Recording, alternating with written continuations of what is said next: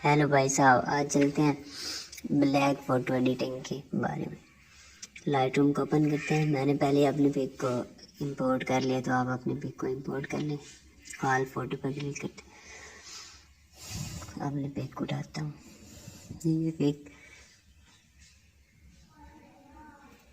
इसकी सबसे पहले आप लाइट की सेटिंग करेंगे। जैसे मैं सेम करता हूँ वैसे सेम आपने करनी है, क्योंकि ये ब्लैक फ़ोटो एडिटिंग है तो इसमें आपने कोई गलत नहीं करनी है अपनी, और सेम इसी तरह आपने करनी है। एक्सपोजर को बढ़ा लेते हैं, कंट्रास्ट 47, हाईलाइट्स फुल लो कर देनी है आपने, हर पिक की तरह फुल लो।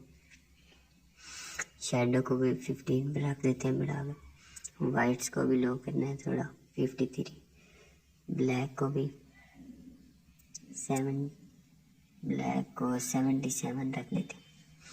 आगे आपने आना है कलर्स पे, मिक्स पर जाना है। सबसे पहले फर्स्ट कलर भी आपके फेस में है, उसको मैं थोड़ा HUI को चेंज कर लेता हूँ। आपने में 14 रख लेता हूँ।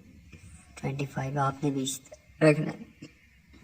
सैचुरेशन थोड़ी लो करनी है और ब्राइटनेस 80 के ऊपर।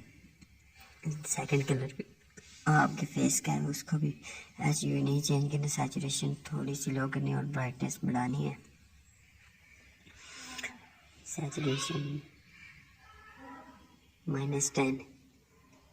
थर्ड येलो कलर है, ये पिक में नहीं आ रहा तो इसकी सैचुरेशन मैं फुल लो कर देता हूँ और ब्राइटनेस ज़्यादा। फोर्थ ये कलर ब्लू है, स्काई ब्लू, इसकी भी सैचुरेशन फुल डाउन। ब्लू, उसकी भी सैचुरेशन फुल लो करते हैं, वो बैकग्राउंड में है, उसकी ब्राइटनेस ज़्यादा। आगे फिर कलर है, उसकी सैचुरेशन फिर डाउन फुल। आगे सैचुरेशन आपने ऑल कलर्स की लो कर देनी है। अब यहाँ पे एक एडिट नहीं हुई, आगे आपने देखना है। फिर ग्रेडिंग पर जाना है, ग्रेडिंग पर ही तो असल काम होता है।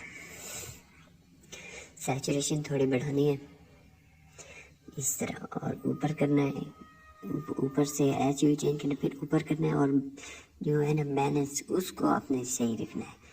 उसको मैं इंक्रीज़ करता हूँ यहाँ 32 में। नेक्स्ट आपने जाना है यहाँ ऊपर करना है और इसकी सैचुरेशन थोड़ी बढ़ानी है। तो ऊपर से HUI को चेंज करते मैं स्काई ब्लू रख लेता हूँ। ब्लेंडिंग थोड़ी मैं सेट कर लूँ, डिक्रीज 30 रख लेता हूँ। थर्ड ऑप्शन पे आपने जाना है, सैचुरेशन 16, HUI को यहाँ पर रखना है आपने सेम इसी तरह। 4 आप जाना है 4 स्टेप पे, तो सैचुरेशन थोड़ी बढ़ानी है। ऊपर वाले कलर को आपने थोड़ा सा ब्लू पर रख देना है, ब्लू के ऊपर।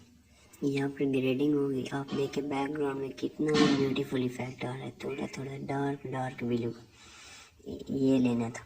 तो अब यहाँ पर भी एडिट नहीं मुकम्मल। टेम्परेचर को थोड़ा आप टेम्परेचर आगे पीछे करके मैं सेट कर लेता हूँ।